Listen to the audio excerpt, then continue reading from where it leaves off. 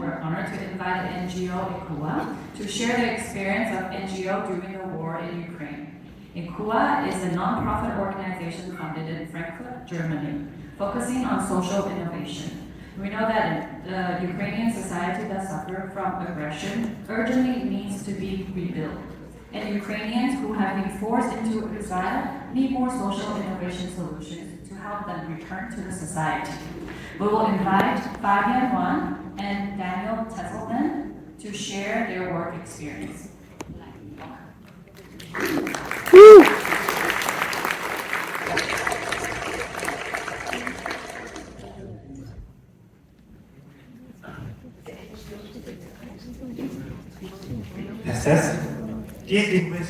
Distinguished guests, dear WIFTA, dear EFTA, dear Kuma Academy, first of all, we want to thank you for organizing such an important conference. We are both very happy to be here today, and we believe that talking on protecting the democracy in Taiwan is really, really important in these current times. As Professor Wu has mentioned yesterday in his emotional speech, it is about safeguarding the democracy in Taiwan. Taiwan has been fighting for democracy and freedom for more than 100 years. You really deserve it. And throughout the whole process of safeguarding the democracy, NGOs play a really fundamental role because they can fill certain gaps that the government and international organizations cannot fulfill. Generally,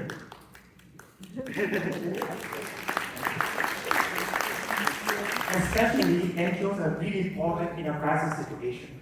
Usually when people think about crisis situations, people think about international organizations, such as Red Cross, Doctors Without Borders, or the whole UN system, with UNICEF, UNHCR, World Food Programme, and so on and so forth. They definitely, by all means, they cover a lot of the needs. But the question is, are they really able to cover all the needs of the people in a crisis situation? Are they really able to also cover the needs of the vulnerable people in rural areas, and do they really understand the local needs of the people in that country? Well, the answer is yes and no, as we'll find out during this presentation. NGOs fill an important gap. This is my colleague Daniel, my name is Fabian, we are both from Nguyen, a non-profit organization. We are doing project acceleration and talent incubation. And we are active worldwide. One of the projects we did was in Ukraine. We went to Ukraine in last year to identify the needs of the Ukrainian people as well as the Ukrainian NGOs. And during this process, we have contacted and got in touch with a lot of Ukrainian NGOs, and specifically for this conference, we've reached out to them again for asking for interviews so we can really identify, so they really talk more about the needs that they cover, the important needs that they cover in Ukraine, as well as we also ask them to share key lessons learned that they would like to share with the Taiwanese people and Taiwanese organizations. To give this presentation a bit of structure, I will first go a little bit into the needs generally in a crisis situation, and we'll also go into the actors that are active in such crisis conflict. Then I will hand over to Daniel, who will talk more about the knowledge that we've received from those Ukrainian NGOs. Looking at the needs, I believe I don't have to talk too much about the horrible impact of the war in Ukraine. Here are just a few numbers officially from the Ukrainian government together with the World Bank. 8.1 million people, refugees, have had to flee Ukraine to Europe. Most of them are women and children. Many of them also very young children. That's really horrible. 5.4 million IDPs, and these stand for internally displaced people, people who have to leave their home and to move to another country. They're still in Ukraine, still not in safety, but have to leave their home due to safety reasons. Poverty has increased by a factor of 4.4. The poverty now is almost at 25%. And generally, the damage is really, really huge. It is estimated that the reconstruction of Ukraine will take up to $411 billion US. You can see here some of the damages. The damages are huge in housing, transport, communication, water supplies, infrastructure, and energy. They are very, very diverse. So the next slide, I want to look at how the damages are geographically located, and I also want to talk more about the needs. This is a map that is often misinterpreted. Here you can see in the eastern part of Europe, you see most of the damages. Some people might think, okay, those are where most of the damages are. This is where the need is. This is partially wrong. The truth here is that the need is across the whole country. If you remember, there are more than 5 million IDPs, as I mentioned, meaning those people who have been in the eastern part of Ukraine have now moved more to the central and western part of Ukraine, creating need and emergency support throughout the whole country. Support services, for example, on temporary housing, food security, also psychosocial support, people who have experienced horrible things about the war. So the key message here I want to portray is that the needs are in the whole country and they're very geographically very diverse. Now looking at, okay, we have understood the needs in Ukraine are very diverse. Let's look at the actors that are active in Ukraine. So first of all, obviously the first thing is the Ukrainian government. You have Zelensky, the presidential office with a lot of ministries as well. Ministries of defense, ministries of social policy, you have ministry of restoration for the reconstruction. The main goal of the government right now is to maintain and stabilize that the country is safe, somewhat safe as much as possible, and is functioning, as well as to see whether they can still remain the social assistance programs running. But they cannot go into the individual needs of each person.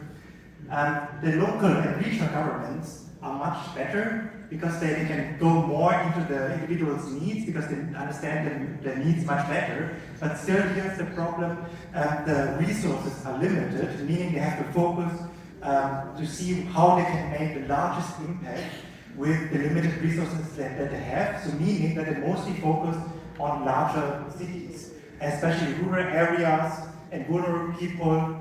It's difficult to target them by regional and local governments. Then we also have international NGOs, intergovernmental organizations, for example, UNICEF, NRC, Norwegian Refugee Council. We have a lot of bilateral collaborations as well. USAID, Germany is also very active by KfW and GIZ, for example. And the problem here, they are also doing very meaningful work with billions of dollars of support. But some of they still do have some restrictions, as we will learn later. For example, access to certain regions. That might be difficult for them, and we'll learn about it later. So there's still a gap. Even though there's so many actors right now, there's still a gap that needs to be filled. And the missing piece of a puzzle is that the local non-profit organizations, local and national ones, that are really local, that they can really target the needs of the people because they really understand the needs of the people. Now, next up, we want to share with you some of the non-profit organizations that we've met in Ukraine. For example, UNO stands for Ukraine Assistance Organizations. And what they're providing is medical assistance for vulnerable people in rural areas. They're based in Odessa. They have 2 medical teams, and regularly they drive outside of the Odessa Oblast to villages where they support vulnerable people, especially people who are immobile. Immobile meaning they cannot go themselves to the hospital. That is unfortunately a need that happened during the war because the government now is focusing all the resources to the cities, meaning in rural areas people are in need, and this organization is covering the need. The next one I would like to present is Food for Life. Food for Life is a non-profit organization that is very active in a lot of regions in Ukraine. We've met the branch in Odessa. And what they're doing is provision of food, especially for IDPs, internally displaced people and vulnerable groups. And in Odessa, they are providing up to 500 portions of food every day. And we believe that is quite a lot considering their staff, and most of them are volunteers, and they don't have many staff members, so the impact is pretty big. And last but not least, also Christina Harta organization. It is also a national organization that has been built up during the war. So basically what they have is they have a very big distribution warehouse where they collect food items, non-food items, hygiene products, and so on, clothes, and so on and so forth, from UN organizations as well as also companies who are donating. So they are collecting those kind of things, they're repackaging them and distributing them to vulnerable people and people in need. To sum it basically up, Can you go? They are basically covering can you go through all of it? Yeah. NGOs basically cover a variety of different needs, from construction and allocation of temporary shelters, provision of food, emergency evacuation. What they're also very good in is psychosocial support, because they really understand the needs of the local people. So that's why they're specifically good in this as well. And also legal support in the context, for example, during the war context, a lot of people just flee, they try to find safety, they seek shelter as fast as possible, meaning they don't take any IDs with them, and there needs to be some assistance as well in re-registering them, so they're officially registered, they can be identified, so they can receive official support of the government and international organizations as well. And also one of the important aspects is war crime documentation, meaning that the war crimes is being documented, so to take all the people to justice after the war. Now I'm handing over to Daniel. Thank you, Fabian. In the next part, we want to highlight the question why national and local NGOs are so important. While I could just simply stand here and tell you, we believe that having those NGOs speak for themselves is even better. Therefore, we recorded some interviews for you, which you will see in the next few minutes. Local organizations, they have a really better understanding of the local context, especially in terms of, some exact villages, cities, districts. They have a really better understanding of the situation in the ground. They have a better connection to the local government, to the local actors. And really, for example, in our case, in the case of the many local organizations in Ukraine, they have really good links with the local population to reach directly them, to understand their needs, to understand what we can do. Yes, because of this better understanding of the local context, the national organizations know better which assistance is required and how, which are the better ways to provide it to the people. We find that a lot of the big cities and hotspots of the moment get a lot of aid, but as soon as you go 20 kilometers outside of the city, there's practically nothing.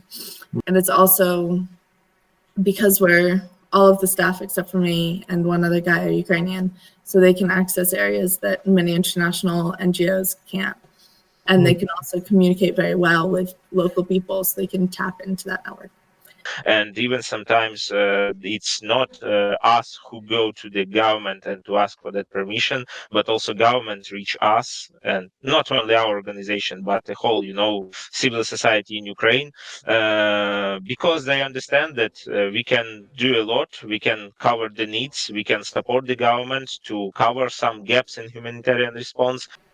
Some problems I've noticed is that the INGOs within Ukraine are very bad at communicating with local communities that many of whom only speak Russian and sometimes Ukrainian, but definitely not English. So like all of the hospitals that we support are smaller and all the staff only speak Russian or Ukrainian, and the big NGOs are just not able to communicate with them at all. Local NGOs versus government, for example, in Kherson, with rebuilding, the local government will rebuild the roads and clear out the roads, but they won't touch people's houses. So if you don't have the means to rebuild your own home, or if you're older and you can't, you're screwed. And NGOs have to play that role. The government do what they can, but there's a lack of social safety net, and there's still a decent amount of corruption, and there's still a problem with poverty here. Comparing local NGOs and big NGOs here, the big NGOs are very slow to react. They put in big projects that have a far reach, but it can take months, and those months people die. So the problem with the government in this field is latency. So when the hospital needs something, it needs it fast, like now. And for it to receive they needed supplies from NHS, it could take a month. And we are doing it in a couple of days. The Ukrainian government is very hesitant to let international people into areas of high conflict, because if an international person dies, especially an NGO worker or an international volunteer dies, it looks very bad on the government. So the government have basically said, nope, you guys are not allowed in these areas. And so the only people that can get in are Ukrainian NGOs. So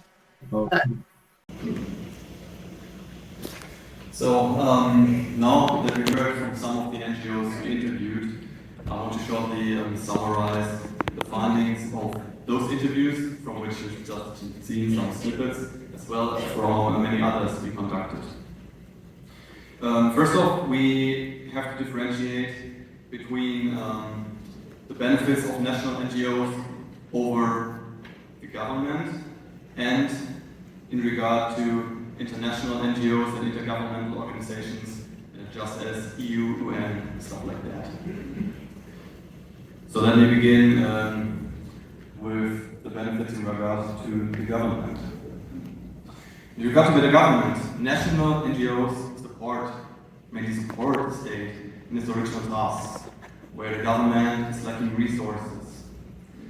While a lot of resources are necessary at the moment to defend Ukraine against the Russian invasion, the NGOs are often assisting with humanitarian aid and emergency response.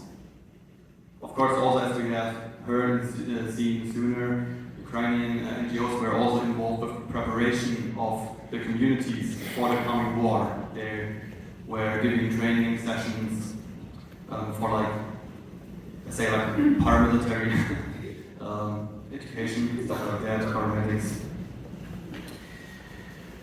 In the support, the NGOs also have strong focus on the more rural areas, which may be harder to reach without enough resources. And they are also focusing on the most vulnerable people, like disabled, children. Yeah.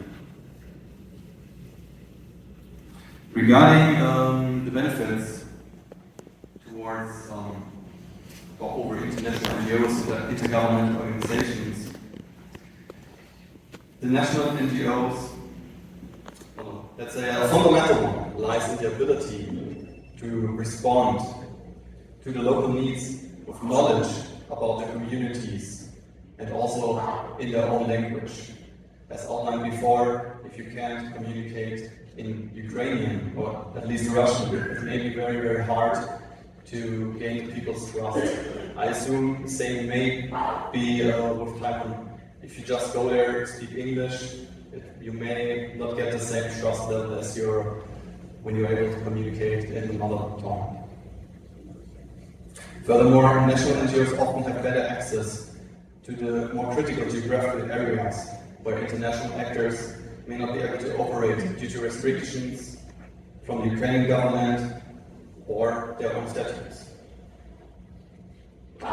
The national NGOs also often have faster funding opportunities who are also much more tailored to the local needs. Lastly, contrary to international organizations, the solutions implemented by national and local NGOs are often done with a much greater focus on sustainable long-term solutions, which help to strengthen the local resilience. At the end, there are also a few factors where the national NGOs are better or have opportunities compared to both the government and international NGOs, especially in regard to accelerated procurement processes and faster and more localized response. Next on, that we've covered the importance of national NGOs, let us hear some more of what some of them can share about the lessons learned during the last months and years. We believe that some of those information, some of this knowledge may also be relevant to Taiwan and Taiwanese organizations in case of an upcoming conflict. I think the first couple of days felt like an apocalypse, but it really isn't. You must prepare for hard and long life at war. You probably, I don't know exactly in case of Taiwan, because they're geographically a little different and situation they're probably mildly different, but you must prepare for long war, and you must prepare that you will have no power, you'll have no water supply, and you'll have no gas supply. So especially in Taiwan, that's an island, and probably they can be blockaded by adversary.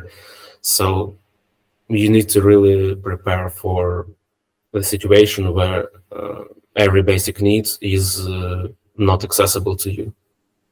When there was winter and there is no power, well, there's power like 4 hours a day, and it was very difficult.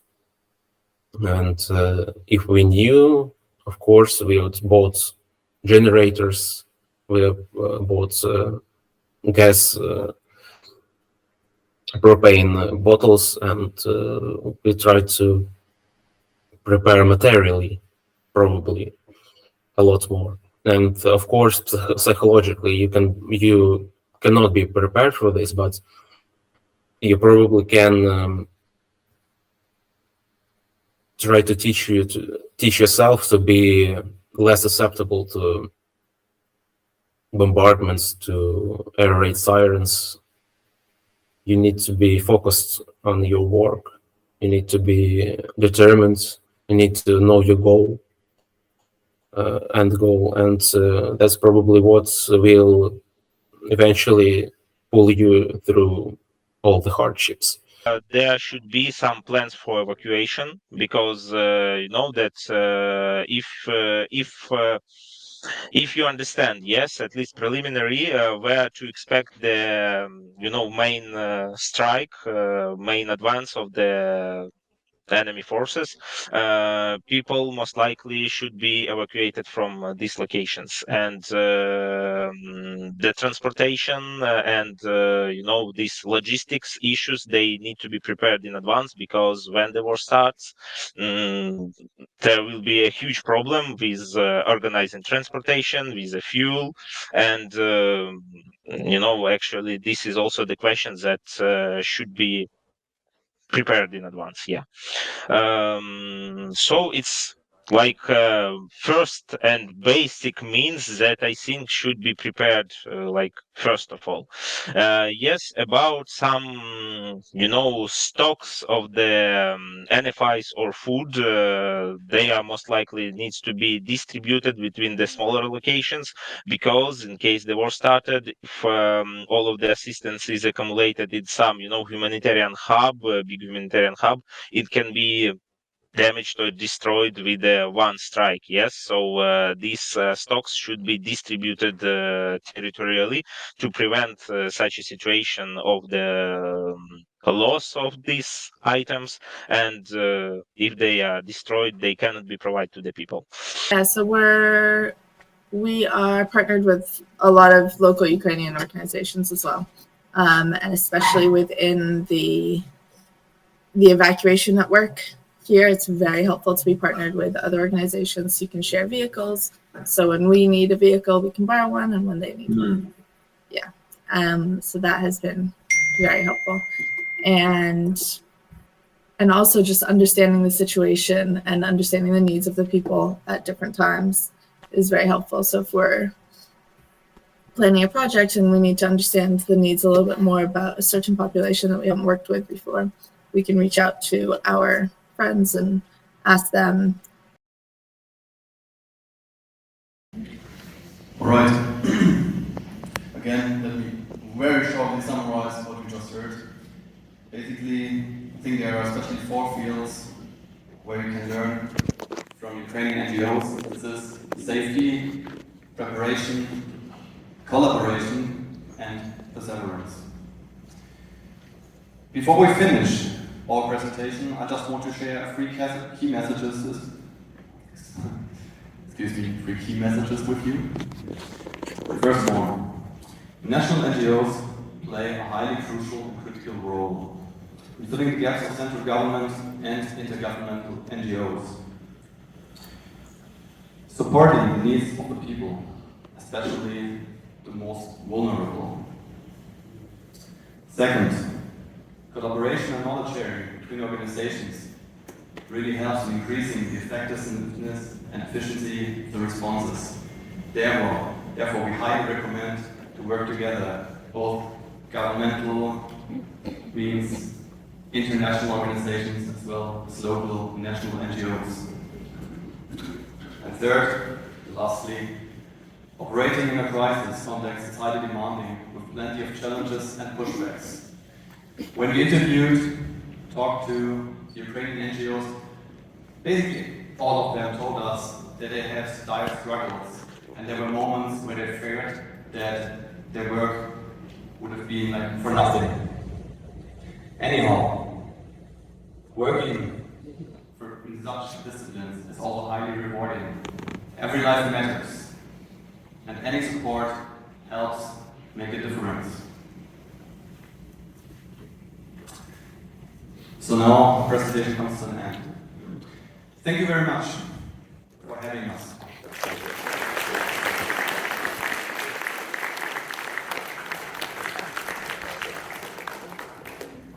If you have any more questions, please feel free to ask us in person, or just send us an email later. Thank you. Can we open up for questions now? Yes, of course. Okay. One question. 我直接先问一下，Fabian, would you like to just talk about yourself? You both, how did you start this work? And I know you are also a professional, but not professional in NGO. So we are also very curious about your personal doing engagement in this NGO agency. Okay. You're talking about my main work? We can always do it. The organization? Yeah. Okay. So impact for me has been very important for myself. Both my parents were refugees from Vietnam, so impact has been very important for me. 2 years ago, I've met Frank Escudero, also Daniel and Rita, and what Frank has told me when I first met him was that unemployment is a huge problem in Latin America, and we started brainstorming and basically came up with the idea of a talent incubator and project accelerator. We are basically we're a completely virtual organization where people can join us. Especially a lot of students and graduates in Latin America who cannot find jobs join us. Our virtual organization, they can join internal departments, marketing, HR, sales, communication, design, and so on and so forth. They can work on independent, and they can work on projects together to gain experience. And what we also have is kind of like a project accelerator program where if one of our members, for example, has an idea, hey, I would like to create an app to raise awareness on human rights or women rights, then that person can raise his hand in the organization and tell, hey, I need 4 people for that, 1 designer, 1 communication guy, and to assemble a team to create the impact. And that is also one of the offer from us to you. If you want to be a part of us, if you have any idea, a project idea that you would like to implement and you need certain resources, very happy that you could reach out to us anytime, and I'm very happy to see whether and how we can help and support you. Thank you. Anyone have time for one last question?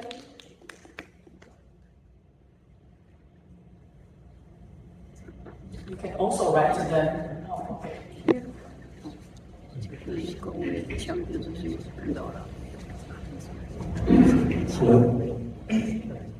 Hello, it's Hugh from Twisselmann. We also have some engagement with some German international NGOs like Twisselmann International. But however, when it comes to your organization, what is the major difference between you and those charities in Germany? Once again, charities and organizations. What exactly would be the major difference between in Kua and all these kind of the charity organizations? I believe we are a very open organization. We created an organization in a very scalable way. For example, last year we had 3,000 members. We're totally virtual, right? We don't have any. We do have one office in Frankfurt, but besides all the meetings are virtual. We're a totally scalable organization. Frank has developed, as IT guy has developed a platform where people can sign up. The platform includes a variety of different components where they can basically, the whole HR component, where also people can communicate with each other. So basically it's more kind of like a platform to connect people to work together. And if somebody has an idea to start a new project, they can come together and do projects. Yeah, I also think like the biggest difference between us and other charities is the most charities, they focus on like one topic. Let's say the conflict in Ukraine or like health problems, stuff like that. Inco, on the other hand, isn't a single-trick pony. So we're not just focusing on one problem. Actually, we are trying to motivate people to help out other NGOs for like basically every topic that is good. We are here because we believe that the conflict in Ukraine is a horrible thing and that the people here need help. Same as we think that Taiwan should be safeguarded from a possible attack of China. For another topic, we might be at a completely different event. I hope this helps. Thank you. So now I'd like to ask President Fu to present the gifts. Can I invite all of you to the stage? Thank you very much for your important work. Just get past.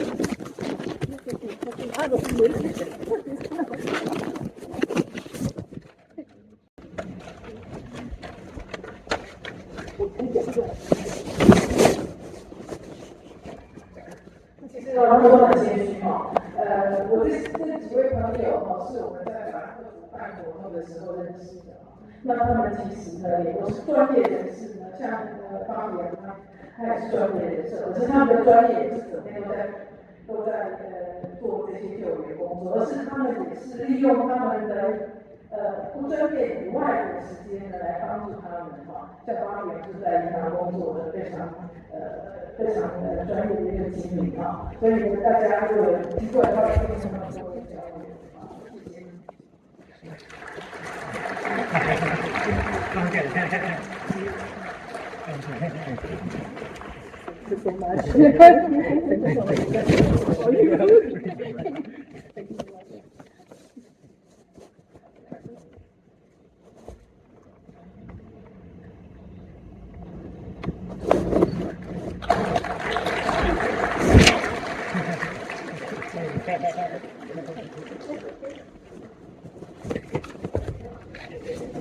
那我想请问一下哈，接下来我们的流往手，就是英雄学院的朋友呢，特地会往海外来量身定做的那个工作坊，然后我们是2个项目，一个是避难，